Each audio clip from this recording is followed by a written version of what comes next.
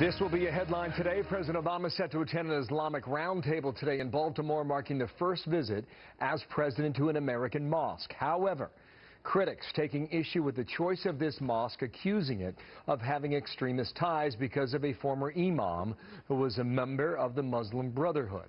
Want to bring in Zuhdi Jasser, founder and president of the American Islamic Forum for Democracy, also a former U.S. Navy lieutenant commander and author of A Battle for the Soul of Islam, an American Muslim patriot's fight to save his faith. Zuhdi, welcome back and good morning to you. Good morning, Bill. Why do you think now this trip is being made? Let's start there.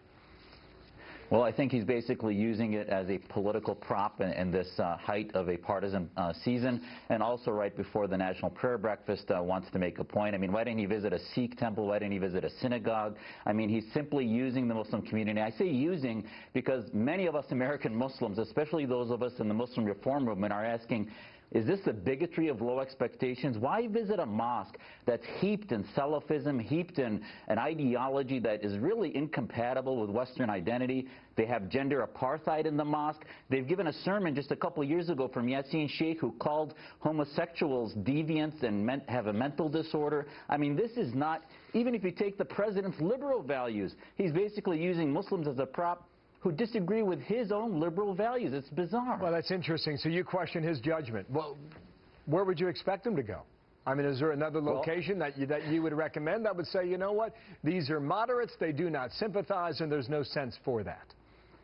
Well, certainly most of the mosques in America are driven by the North American Islamic Trust, connected to the Muslim Brotherhood network, but there are many that don't practice gender apartheid. There are many that are heaped in more modern interpretations where you have a mixture of men and women, so they exist. Are they a majority? No. They would need to do some homework. Our Muslim reform movement could have helped him find those if he was interested in actually leading us into reform that would help de-radicalize, but unfortunately, he talks about counter-radicalism, he talks about having a forum, but the reality is he's just like in foreign policy when we cozy up to Saudi Arabia and Iran. Domestically, he's cozying up to those who actually may preach against violence, but they're preaching ideology that's on a conveyor belt towards radicalism, yeah, so which is Islamist. They do not recognize women fully at this mosque. Is that true?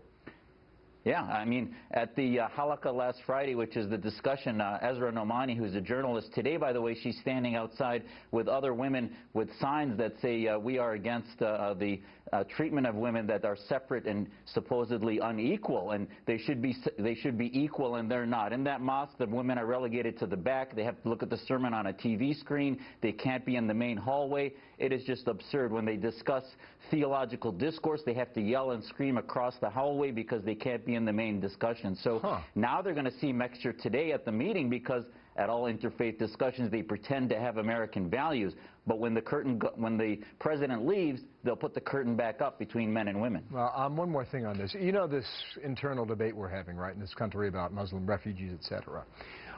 Yeah. What do you think the White House would like to get out of this visit? What sort of message do you think the president personally wants to drive from it? Well, I think he wants to drive the one that many of us Muslims believe, is that Muslims are part of the American fabric.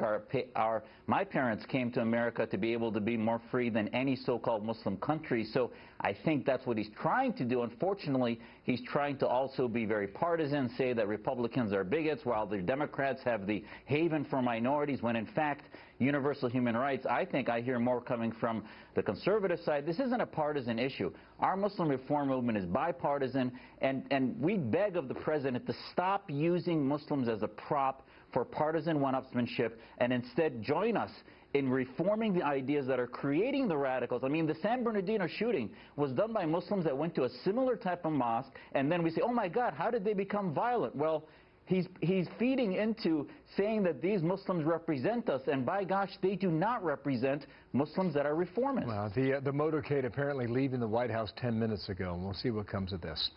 En route to Baltimore, thank you. Zuhdi Jasser live there in Phoenix, Arizona. Thank you.